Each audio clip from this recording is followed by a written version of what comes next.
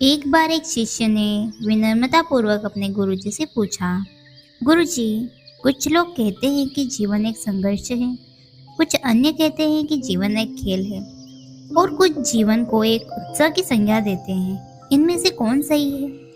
गुरुजी ने तत्काल बड़े ही धैर्यपूर्वक उत्तर दिया,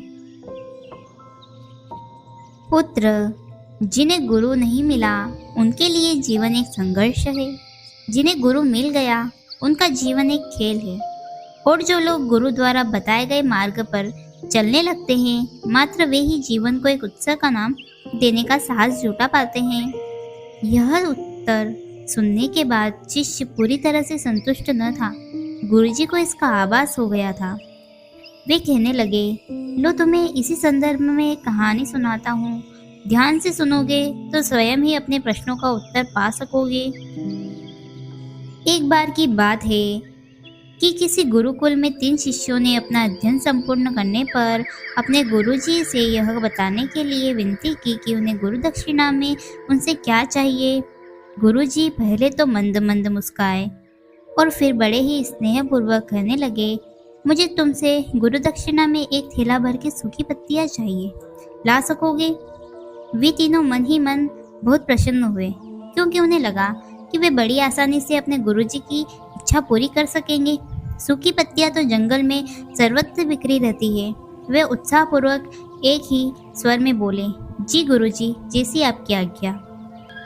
अब वे तीनों शिष्य चलते चलते समीपस्थ जंगल में पहुंच चुके थे, लेकिन यह देखकर कि वहां पर तो सूखी पत्तियां केवल एक मुट्ठी भर ही थी, उनके आश्चर्य का ठिकाना न रहा। वे सोच में पड़ गए कि आखिरकार जंगल से कौन सूखी पत्तियां उठाकर ले गया होगा।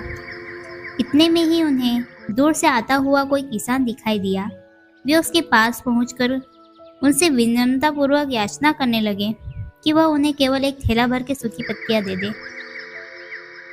अब उस किसान ने उनसे क्षमा याचना करते हुए उन्हें यह बताया कि वह उनकी मदद नहीं कर सकता, क्योंकि उसने सूखी पत्तियों का ईंधन के रूप में पहले ही उपयोग कर लिया था। अब वे तीनों पास में ही बसे एक गांव की ओर इस आशा से बढ़ने लगे कि हो सकता है वहां उन गांव में कोई उनकी सहायता कर सके।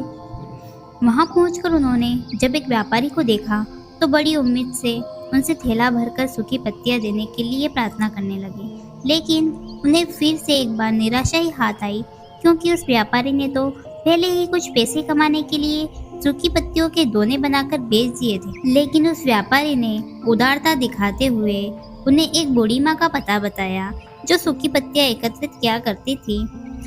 पर भाग्य ने यहाँ पर भी उनका साथ नहीं दिया, क्योंकि वह बूढ़ी माँ तो उन पत्तियों को अलग अलग करके कई प्रकार की औषधियाँ बना गया करती थी। अब निराश होकर वे तीनों खाली हाथ ही गुरुजी के पास लौट गए। गुरुजी ने उन्हें देखते ही स्नेहपूर्वक पूछा, पुत्रों, ले आए गुरु दक्षिणा? तीनों ने सर झुका लिया। गुरुजी द्वारा दोबारा पूछे जाने पर भी उनमें से एक शिष्य कहने लगा, गुरुदेव, हम आपकी इच्छा पूरी नहीं कर पाए।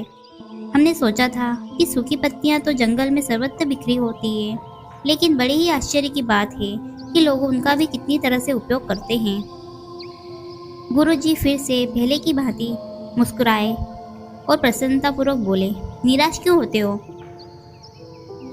प्रसन्न हो जाओ, और यही ज्ञान की सूखी पत्तियां भी व्यर्थ नहीं हुआ करती, बल्कि उनके भी अनेक उपयोग हुआ करते हैं। मुझे गुरु दक्षिणा के रूप में दे दो।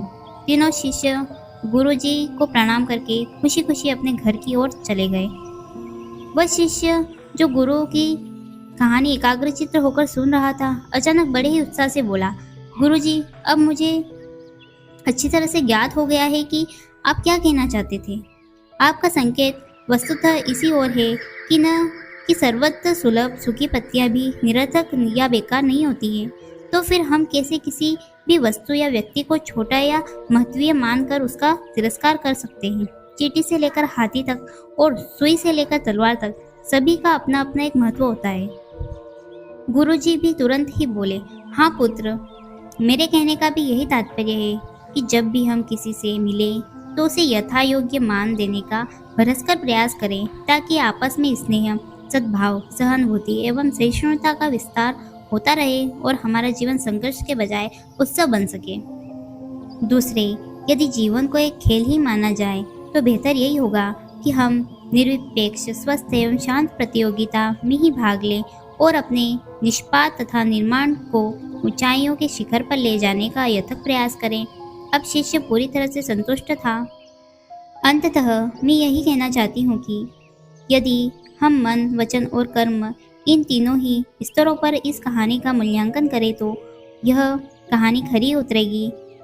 सबके प्रति पूर्वाग्रह से मुक्त मन वाला व्यक्ति अपने वचनों से कभी किसी का आहत नहीं करता, दुस्साहस नहीं करता और उसकी यही ऊर्जा उसके पुरुषार्थ के मार्ग की समस्त बाधाओं को हर लेती है।